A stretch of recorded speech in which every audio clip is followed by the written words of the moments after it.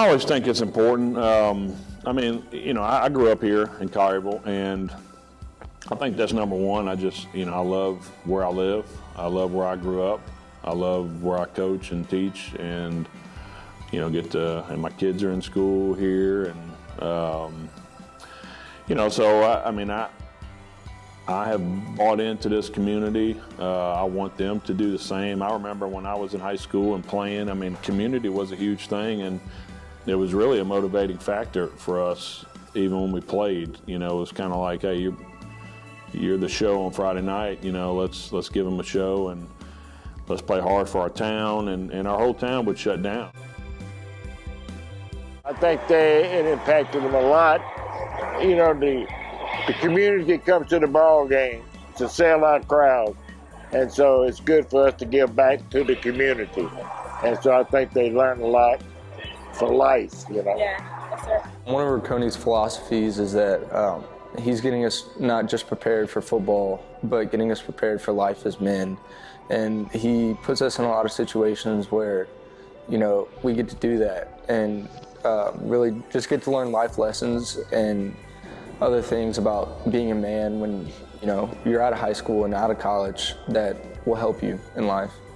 I think that it impacts me by really putting me out into a different situation than I'm used to, where I wouldn't say sheltered, but we kind of live the same life every day. You know, it's football, school, and going out and seeing other people in struggles and just being able to help them out and brighten their day really makes you feel better. So not one of those things that's mandated, forced. I mean, what I tell them is, hey, you know, before the game, I like to kneel down and say the Lord's Prayer. It's what I like to do. And, you know, y'all are welcome to join me. You don't have to. And, you know, I think for the most part, everybody joins in. That, before the game, also started with Coach Cox. You know, that was something that Coach Cox did before games, and I would gladly kneel down with them, and we'd say the Lord's Prayer, and, you know, and you know, it happened in college and everything, but that's, you know, that's not a show. That's what I want to do. I like to pray, and I think it's a very important thing, me personally, to, you know, glorify the man upstairs, and that's why I'm doing it. And if everybody's joining in, that's great. When we pray, I think it's an important thing. Me being a Christian and myself, we had an option whether we want to pray or not, but when we all come together and just humble ourselves before the Lord, I think it's a good team moment. And then especially like before practices, we come together and we pray, and usually I'm one of the people who pray over the team. And I think it allows us to humble ourselves before we face a challenge, and it helps us to know what we need to focus on while also glorifying God.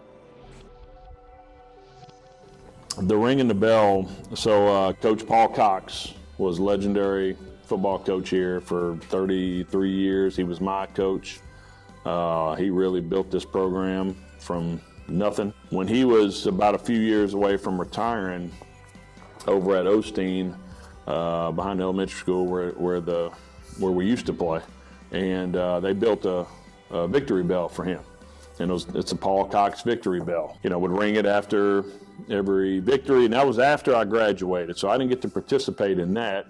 That tradition started down there. Well, when we built this new school, and it was right about the time I came in, you know, as coach, it was like the first question I asked, like, where's our victory bell? Where's our Coach Cox victory bell? That was important to me because he's really probably number one reason why I'm coaching, and now I get the privilege to, you know, do what he did, or at least try to. Definitely prefer ringing the bell because the chant, we say sometimes I break out in cold sweat.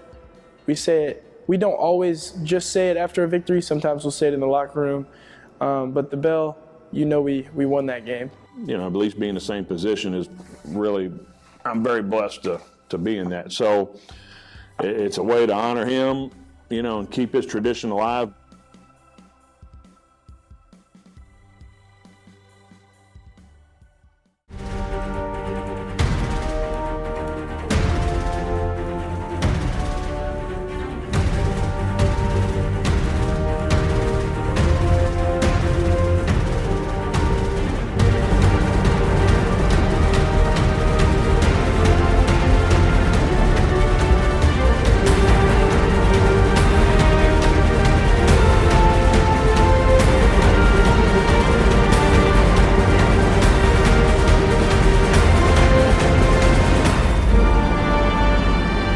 time.